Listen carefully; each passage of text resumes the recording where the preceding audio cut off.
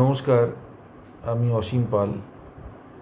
সনাতনের পদপ্রান্তে ইউটিউব চ্যানেলে ষষ্ঠী সংখ্যক অর্থাৎ কিনা 60 নম্বর ভিডিওতে আমি আপনাকে আরও একবার স্বাগত জানাই। আজকের বিষয় হচ্ছে সনাতনের পদপ্রান্তে কেন। পদপ্রান্তে মানে পায়ের কাছে, হাত ধরাধরি, গলা জড়াজড়ি, সনাতনের সাথে পায়ে পা মিলিয়ে চলা, কাঁধে কাঁধ মিলিয়ে হাঁটা, এও তো হতে পারত। পদপ্রান্তে কেন? পায়ের কাছে আমরা কার বসি? আজকে তো গুরু পূর্ণিমা, আজকে খুব ভালো দিন।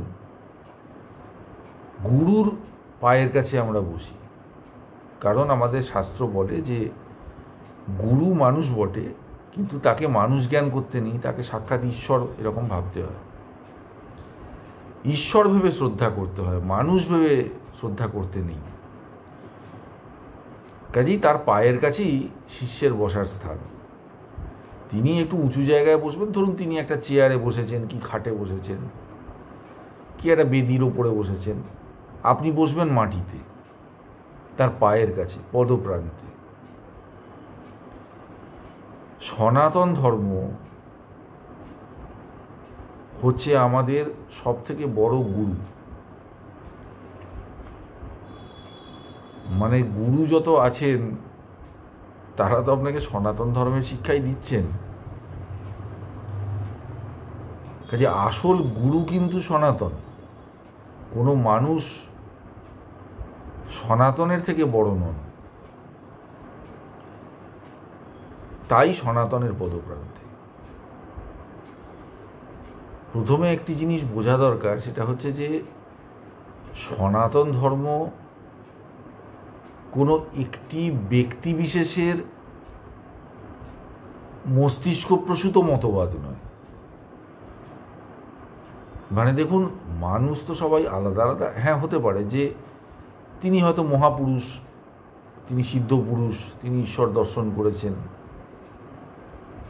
তিনি শিক্ষা দেওয়ার উপযুক্ত, সবই মানলাম। কিন্তু তাও দুজন সিদ্ধ পুরুষের বক্তব্যের মধ্যে একটু ফারাক থেকে যায়। তার কারণ হচ্ছে তাদের সামাজিক প্রেক্ষাপট, কিভাবে তিনি বড় হয়েছেন, কি পরিবেশে বড় হয়েছেন, কি ভাষায় কথা বলতে শিখেছেন, কাদের সাথে মিশে বড় হয়েছেন, এগুলোর ছাপ কিন্তু তার শিক্ষার মধ্যে থাকে।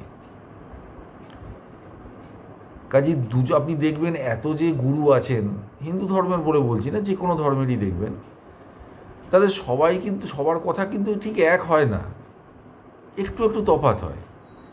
বেসিক ব্যাপারটা এক হয়, কিন্তু একটু একটু তফাৎ হয়। কত বাচনভঙ্গি বলুন বা যাই বলুন, একদম এক হয় না।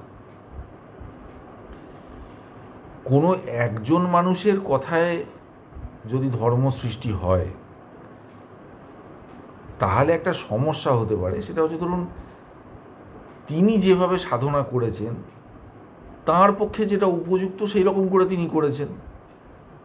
তার যা শারীরিক সক্ষমতা, তার যা মানসিক পরিস্থিতি, বা যে সামাজিক পরিস্থিতিতে তিনি বড় হয়েছেন বা সাধনা করেছেন, সেখানে যে জিনিসটা উপযুক্ত ছিল, অ্যাপ্রোপ্রিয়েট ছিল, সেই পথে তিনি সাধনা করেছেন, তিনি সিদ্ধ হয়েছেন, ঠিক আছে। কিন্তু এবার সমস্যাটা হচ্ছে, তিনি যখন শেখাবেন তখন তো তিনি যেটা করে নিজে উপকার পেয়েছেন সেটাই আপনাকে শেখাবেন।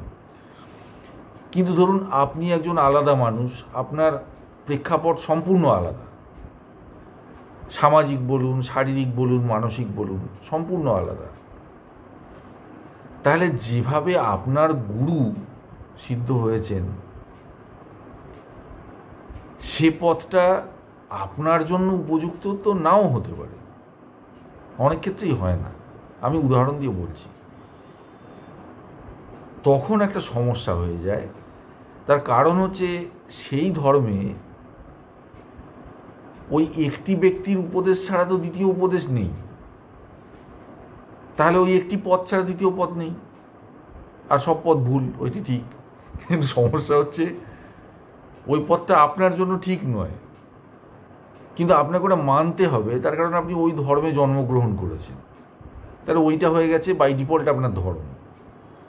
এখন আপনাকে সেটা মানতে হবে, সে আপনার শ্যুট করুক চাই না করুক। মানে এ হচ্ছে কেমন জানেন, কোনো ওষুধে আপনার অ্যালার্জি আছে, তো ধরুন এর কোনো একটা অ্যান্টিবায়োটিক আপনাকে খেতে দেওয়া হয়েছে, অ্যান্টিবায়োটিকের তো একটা কোর্স থাকে যে একটা 15টা কি 20টা খেতেই হবে পরপর, মাঝখানে থামালে চলবে না। কিন্তু আপনার অ্যালার্জি আছে, আপনার অসহ্য কষ্ট হচ্ছে, যন্ত্রণা শরীরে, মরে যাবার জোগাড়, আপনি ডাক্তারকে গিয়ে বলছেন যে ডাক্তারবাবু আমি সহ্য করতে পারছি না, আমাকে একটু ওষুধটা পাল্টে অন্য ওষুধ দিন। ডাক্তার বলছে আমার কাছে একটাই ওষুধ আছে, ওইটা তোমাকে খেতে হবে, তুমি বেঁচে থাকো মরে যাও তাতে আমার কিছু যায় আসে না, মরে গেলে মরে যাবে, কিন্তু ওষুধের ডোজ কমপ্লিট করতে হবে, ওষুধ বন্ধ করা যাবে না, অন্য ওষুধের কথা মুখেও আনবে না, সে মুখে আনাও পাপ। এইটা হচ্ছে অধিকাংশ ধর্মের অবস্থা। যেমন ধরুন ইসলাম হচ্ছে নিরাকারের সাধনা, এবার আপনার নিরাকার ভালো লাগে না, যিনি সাধনা করেছিলেন হজরত মোহাম্মদ সাহেব, তিনি এমন মানুষ ছিলেন যিনি নিরাকারে সাধনা করতে পারতেন। নিরাকারের সাধনা তো সবাই করতে পারে না, তার উপযুক্ত ব্যক্তি খুব কমই পাওয়া যায়, তিনি সেরকম ব্যক্তি ছিলেন যিনি পেরেছিলেন। ফলে কি হয়েছে যে মুসলমান ধর্মে নিরাকারের সাধনাটাই একমাত্র সাধনা হয়ে দাঁড়িয়েছে, আর কিছু করা যাবে না। আর সব হচ্ছে করতে গেলে লোকে বলবে এই তোমার উপরে শয়তান ভর করেছে। এবার আমি কী করে বোঝাই যে আমার নিরাকার ভালো লাগে না? ওই যে কৃষ্ণ কেমন সুন্দর বাঁশিটি ধরে বেঁকে দাঁড়িয়ে রয়েছে, ওইটা দেখতে আমার বড় ভালো লাগে। আর ছোটোবেলা থেকে আমি সুন্দর মূর্তি বানাতে পারি, আমি নিজেই মন থেকে ভেবে ভেবে কাদার তাল দিয়ে সুন্দর কৃষ্ণের মূর্তি বানিয়ে ফেলি। কিন্তু ইসলাম মতে মূর্তি বানানোও হারাম, মূর্তির পুজো করাও হারাম, মূর্তিকে ভালো ভাবাও হারাম। কিন্তু আমার যে ভালো লাগে আমি কি করব? ইসলামের মতে তোমার কিচ্ছু করার নেই, তোমাকে কষ্ট করতে হবে। তাতে যদি তুমি নাস্তিক হয়ে যাও হয়ে যাবে, তাতে যদি তুমি ইসলাম ছেড়ে দাও ছেড়ে দেবে, তাতে যদি তুমি মরে যাও মরে যাবে, কিন্তু ওষুধ বদলানো যাবে না, ওষুধের ডোজ কমপ্লিট করতে হবে। মানে ওই নিরাকারই সাধনাই তোমায় করতে হবে, তুমি পারো বা না পারো, তোমার ভালো লাগুক চাই না লাগুক। মুসলমান ধর্ম খ্রিস্টান ধর্মের থেকে এই যে এত লোক প্রতিদিন বেরিয়ে যাচ্ছে, হিন্দু ধর্ম থেকে বেরিয়ে যাওয়ার তবু একটা কারণ বোঝা যায় যে উঁচু জাতের লোকেরা নিচু জাতের লোকেদের মানুষ বলেই মনে করে না, তাদের উপর অত্যাচার করে, সেই রাগে তারা ধর্ম ছেড়ে দেয়, সেটা একটা বোঝা যায়। কিন্তু মুসলমান খ্রিস্টান ধর্মে জাতিভেদ অতটা তো নয় যে একবারে উঁচু জাত নিচু জাতকে একবারে মেরে ফেলছে, লাথি মেরে বের করে দিচ্ছে ঘর থেকে, অত নয়। সেখানে কারণটা হচ্ছে এই, আমার যেটা ভালো লাগে সেটা আমাকে করতে দেবে না। এবার এই জন্য কি হয়েছে, একদল লোক যারা ছেড়ে চলে যায়, আর ধরুন যারা খুব ধার্মিক, যারা ধর্ম জিনিসটা ওরকম চট করে ছেড়ে দিতে পারে না, তারা কি করেছে, তারা নিজেদের মতন করে ধর্মটাকে মডিফাই করে নিয়েছে। মডিফাই করার নিয়ম নেই, মানে ইসলামের বিধান আপনি পাল্টাতে পারেন না, কিন্তু তারা পাল্টেছেন, কী করবেন বলুন? তারা ধার্মিক মানুষ, তারা ধর্ম ভালোবাসেন, তারা ইসলাম মেনে চলতে চান, কিন্তু ইসলাম তাদের হজম হয় না। ওই জন্য যেমন ইসলাম তাদের হজম হয় তেমন করে তারা ইসলামের বিধানগুলোকে পাল্টে নিয়েছেন এবং বলেছেন যে এইটাই আমার ইসলাম, এইটা আমি মানব বলে তারা মানে। যার জন্য ইসলামের আপনি অনেক রকম ফিরকা বলে, মানে প্রকারভেদ আর কি, অনেক রকম পাবেন। মানে ইসলামের মধ্যে তো আল্লাহ ছাড়া কারোর আরাধনা করা বারণ, কিন্তু ইসলামেও অনেকে আছেন যারা ওই মাজারে ফুল টুল দেন, মানে সেখানে তো আপনি একটা মানুষের পুজো করছেন, যে পীর বা ফকির যিনি মারা গেছেন, যার কবর, তিনি তো আল্লাহ নন। আল্লাহ তো ইসলামের মতে অন্য, মানুষের থেকে আলাদা। তো আপনি তো তার পূজা করছেন না, আপনি করছেন একটা মানুষের পূজা। যখন আপনি কবরের পূজা করেন, কি আপনি গাছের চারপাশে দড়ি বাঁধেন, সুতো বাঁধেন, তো এই হচ্ছে ব্যাপার। এবারে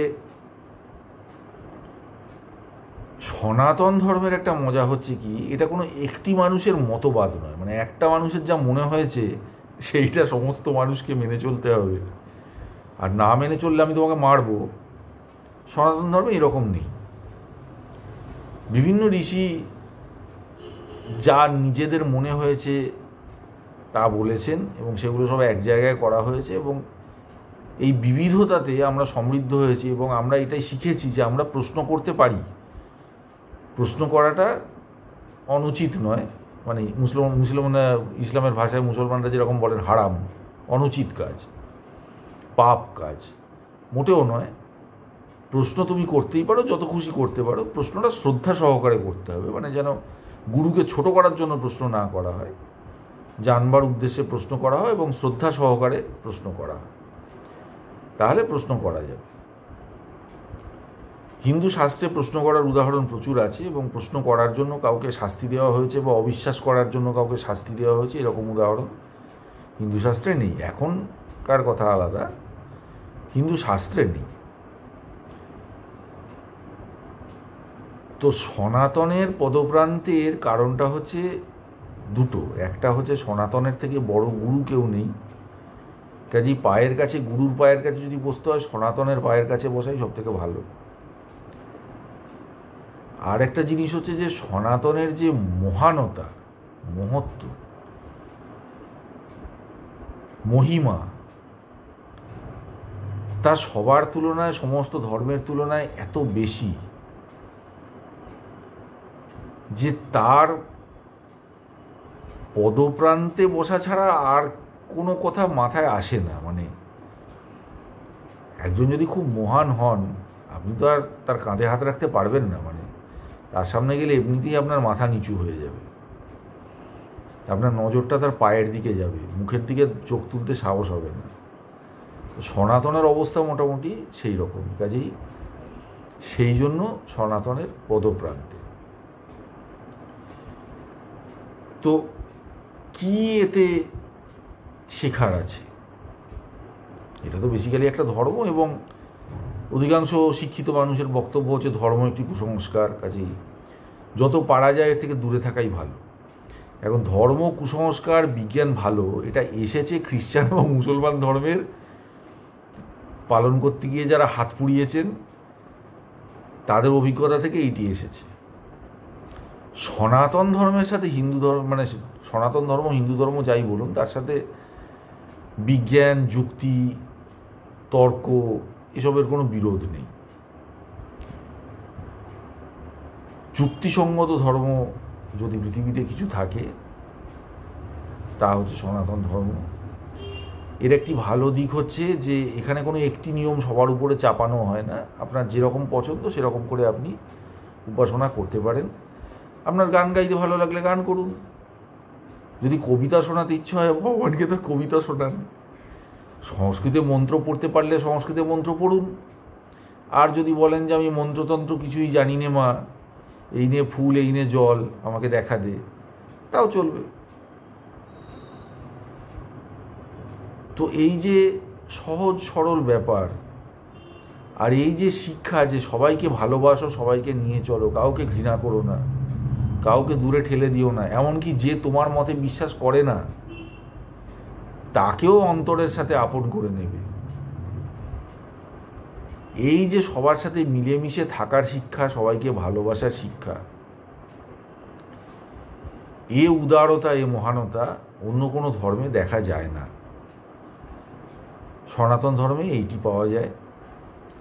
আবার সনাতন ধর্ম যুক্তিসঙ্গতও বটে, অযৌক্তিক কথা সেখানে খুব একটা কিছু নেই।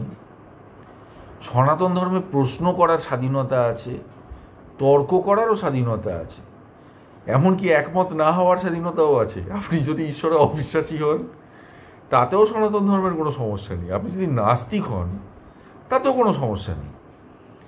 যিনি আস্তিক, যিনি ঈশ্বরে বিশ্বাস করেন, সনাতন ধর্ম তাকে বলবে তুমি ঈশ্বর দর্শন করবার চেষ্টা করো। আর যিনি নাস্তিক তাকে বলবে তুমি সত্যটা কি সেটা জানবার চেষ্টা করো। এমন নয় যে নাস্তিক হলে তুমি ধার্মিক হতে পারবে না, তুমি পারবে। এ পৃথিবীর কোনো ধর্মে হয় না, আস্তিক তোমাকে হতেই হবে। কিন্তু সনাতন ধর্ম এমন একটি মজার ধর্ম যেখানে আপনি নাস্তিক হয়েও ধার্মিক হতে পারেন। কেউ আপনাকে মারবে না, কেউ আপনার সাথে ঝগড়া করবে না। আপনি যদি বলেন আমার কালী ভালো লাগে না, আমার শিব ভালো লাগে, আমি শিব পুজো করব, করুন, কিন্তু ইসলামে যদি কেউ বলে আমার আল্লাহ ভালো লাগে না, আমার কৃষ্ণ ভালো লাগে, আমি কৃষ্ণের পুজো করবো, ধরে মারবে। সে স্বাধীনতা সেখানে নেই। সেখানে একটি ভগবান, বাকি সব ভুল ভগবান। এখানে সব ভগবানই ঠিক, কোনো ভুল ভগবান নেই। তো সেই জন্য পদপ্রান্তে যদি বসতে হয়, তাহলে যিনি সবচেয়ে মহান, সর্বাধিক শ্রদ্ধার যিনি পাত্র, তাঁরই পদপ্রান্তে বসা উচিত। আর পদপ্রান্তে যদি বসতে হয়, তাহলে যিনি গুরু, তারই পদপ্রান্তে বসা উচিত। সনাতন ধর্ম এই দুই দিক দিয়েই উপযুক্ত। তাই পদপ্রান্তে